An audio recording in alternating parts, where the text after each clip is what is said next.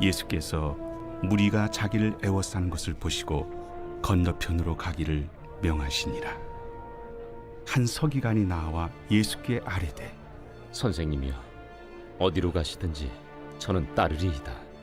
여우도 굴이 있고 공중의 새도 거처가 있으되 인자는 머리둘 곳이 없다. 제자 중에 또 한 사람이 이르되 주여, 내가 먼저 가서 내 아버지를 장사하게 허락하옵소서. 죽은 자들이 그들의 죽은 자들을 장사하게 하고 너는 나를 따르라. 오늘도 은혜의 자리에 나오신 여러분들을 환영하고 축복합니다. 또 온라인으로 함께 하시는 우리 성도 여러분들을 진심으로 환영합니다.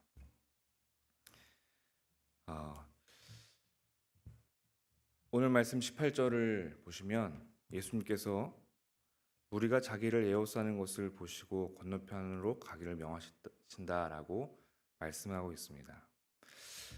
이 앞구절에 보면은 예수님이 많은 기적을 베풀고 있습니다. 한 나병 환자를 고치시고 백부장의 하인을 고치고 베드로의 장모의 열병을 고치시고 귀신 들린 자들을 고치시는 장면이 나옵니다. 예수님이 분명히 이들에게 소문을 내지 말라고 말씀을 하셨지만 예수님의 치유 사역과 예수님의 놀라운 기적들의 소문은 빠르게 흘러 들어왔던 것 같아요. 그러다 보니 이 무리들이 예수님을 만나기를 원했던 것 같습니다. 예수님을 만나면 내가 생각하던 것, 내가 꿈꾸던 것, 나의 욕구들이 채워질 거라고 생각을 했습니다. 또 유대인들에게는 가장 큰 꿈이 있었는데 그것은 유대인의 왕을 세우는 것이었어요. 그래서 예수님이 혹시 우리의 왕이 되진 않을까 하는 그런 기대감에 우리들이 예수님을 붙잡으려고 했던 거죠. 그런데 예수님이 했던 것은 무엇이냐면 제자들과 함께 건너편으로 가기를 원하셨습니다. 예수님은 철저하게 이 무리들과 제자들을 구별하고 있었습니다. 그때 한 서기관이 예수님께 나아옵니다. 선생님이여, 어디로 가시든지 저는 예수님을 따르겠습니다 라는 말씀을 드립니다.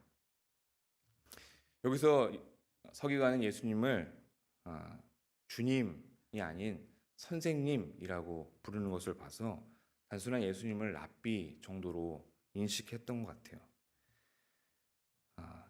이 서기관이 예수님을 따르려고 했던 이유는 결론적으로 말씀드리면 자신이 더 많은 학문적 지식과 예수님의 가르침을 배우기 위함이었어요.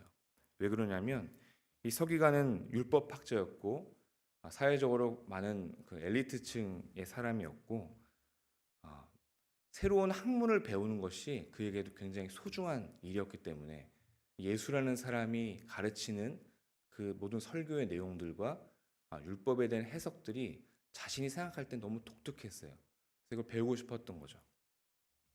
이 사람을 만나면 내가 새로운 학문을 연구할 수 있겠구나라는 생각을 했을 겁니다. 또 하나는 당시에 유대인의 풍습들은 어떤 것이 있었냐면 제자가 랍비를 선택했어요. 우리가 생각할 때는 랍비가 선생님이 자신의 제자를 선택한다고 볼 수 있지만 이때의 유대인들에게는 제자가 랍비를 선택하는 문화가 있었습니다. 그래서 지금 우리가 한글로 쓰여진 글로 봤을 때는 이 사람의 뉘앙스가 잘 표현되지 않지만 대충 이런 표현입니다. 예수님, 제가 누군지 아십니까? 제가 그래도 꽤 잘 나가는 서기관인데 제가 예수님의 제자가 되어 드리겠습니다 라고 하는 아주 기고만장한 그런 이야기라고 볼 수가 있었습니다. 이 서기관이 꿈꿔왔던 것은 예수님과 함께 제자로서의 삶을 사는 것이 아니라 자신의 욕구, 자신의 꿈의 실현을 위해서 예수님을 따라가겠다고 말씀하고 있는 거예요. 여기서 선생님이 어디로 가시든지 저는 따르리이다 하는 이 내용은 결론적으로 다시 말씀드리면 건너편으로 가려고 하는 예수님의 그 모든 동태를 다 알고 있었던 거예요. 건너편으로 가시려고 하는구나. 고작 이 서기관이 생각하고 있는 어디로 가든지 따라가겠다라고 하는 것은 우리가 한계를 정해놓은 삶, 내가 갈 수 있는 곳까지 가는 그런 것을 얘기하는 거예요. 저 정도면 내가 예수님을 따라갈 수 있겠다. 저 정도 지역이면 내가 예수님 충분히 가서 배울 수 있지 않을까라는 것이었어요. 근데 예수님이 거기에 대한 대답을 이렇게 하십니다. 여우도 굴이 있고 공중의 새도 거처가 있을 때 인자는 머리 둘 곳이 없다. 성경을 보면 재밌는 것이 예수님은 실제로 거처하는 곳이 있었습니다. 당장 우리가 8장 14절에 보면 예수님이 베드로의 집에 가게 되어지는데 예수님은 베드로의 집에도 머물 수가 있었고, 마태복음 4장 13절에 보면 이런 말씀이 있습니다. 나사렛을 떠나 스불론과 납달리 지경의 해변에 있는 가보나움에 가서 사시니라는 말씀이 있어요. 예수님은 분명 자신의 거처가 있었는데도 불구하고 여호는 굴이 있고 공중의 새도 거처가 있을 때 인자는 머리 둘 곳이 없다라고 말씀하고 있습니다.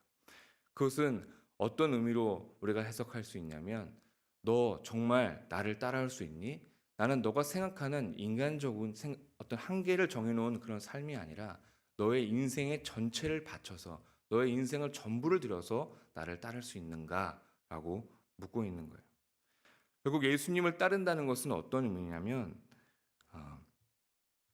단순히 지적인 욕구를 채우기 위해서 나의 욕심과 나의 바램을 이루기 위해서 따라가는 것이 아니라, 나의 삶의 욕구를 채우려고 하는 것이 아니라 예수님의 삶 자체를 나누는 것을 의미합니다. 내가 모든 것을 들여서 예수님과 내 삶을 나눌 수 있는 그런 것을 의미한다는 거예요. 자신의 욕구를 채우기 위함이 아니라 오히려 그러한 욕구로부터 떨어지는 것이에요. 우리가 예수님을 따른다는 것은 나의 욕구로부터 점점 멀어지는 것입니다. 구분되어지는 것입니다. 그러한 삶을 사는 것이 바로 예수님의 제자된 삶을 사는 것이다 라는 것이죠. 그 뒤에 이런 얘기가 나옵니다. 제자 중 또 한 사람이 이르되 주여 내가 먼저 가서 내 아버지를 장사하게 허락하옵소서. 예수께서 이르시되 죽은 자들이 그들의 죽은 자들을 장사하게 하고 너는 나를 따르라. 어떻게 보면 이 말씀을 우리가 듣는 순간 예수님이 너무한 것은 아닌가, 아니 어떻게 장사는 지내야 되는 것은 아닌가, 그것도 자신의 아버지의 장사인데 아버지의 장례를 치르지 않고 예수님을 따라야 되는 그 삶, 너무나도 어려운 삶 아닙니까? 그런데 우리가 이것을 이해하기 위해서는 당시의 장례 문화를 우리가 한번 따져봐야 됩니다.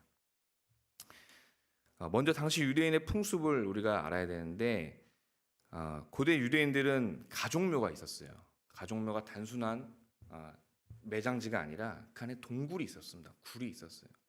그래서 그 굴에 들어가면 앞에 공간이 있고 그 안에 가족묘가 있었어요.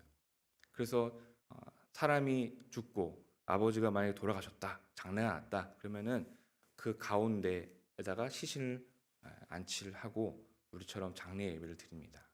그리고 1년의 시간을 보내요. 그 1년의 시간을 보내는 동안 살이 다 썩고 살이 다 떨어져 나가고 뼈만 남게 되어 있습니다.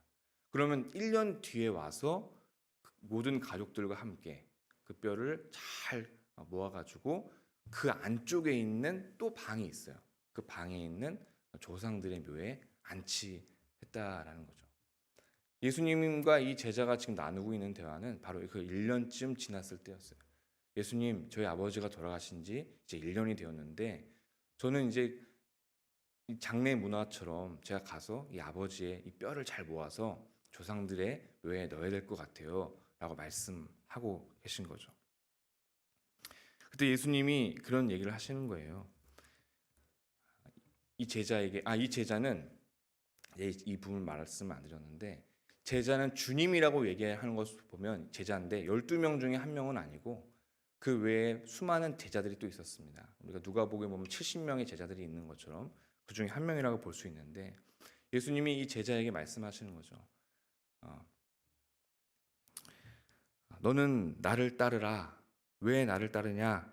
영적으로 죽은 자들이 그 육적으로 죽은 자들을 장례하게 하고 너는 나를 따르라 라는 것으로 우리는 해석할 수가 있는 거예요. 이것은 어떻게 우리가 바라볼 수 있냐면, 너의 기존에 따르던 삶의 방식을 버려라. 예수님의 제자가 된다는 것은 우리가 세상 속에서 지내고 왔던 삶의 태도와 방식들을 버리는 것을 의미합니다.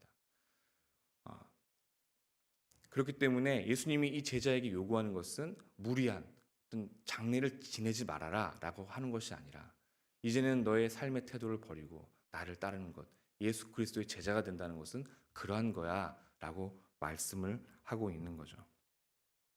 예수님은 우리의 삶의 태도나 행실을 보십니다. 우리의 삶의 우선순위에 대해서 말씀하고 있는 거예요. 예수님의 제자가 된다는 것은 우리의 삶의 태도를 버리고 나의 욕구를 내려놓고 내 바램을 내려놓고 나를 따르는 것, 예수 그리스도의 삶의 방식을 따르는 것, 그와 함께 살아가는 것을 의미합니다. 그런데 이렇게 생각하다 보면 너무나도 우리가 예수님을 따르는 것이 때로는 힘들게 느껴질 때도 있을 것 같아요. 내 모든 삶의 태도를 버리는 것, 나의 욕구와 바램을 예수님 앞에 기도할 수 없는 것인가? 라고 우리가 의문을 던질 수도 있습니다.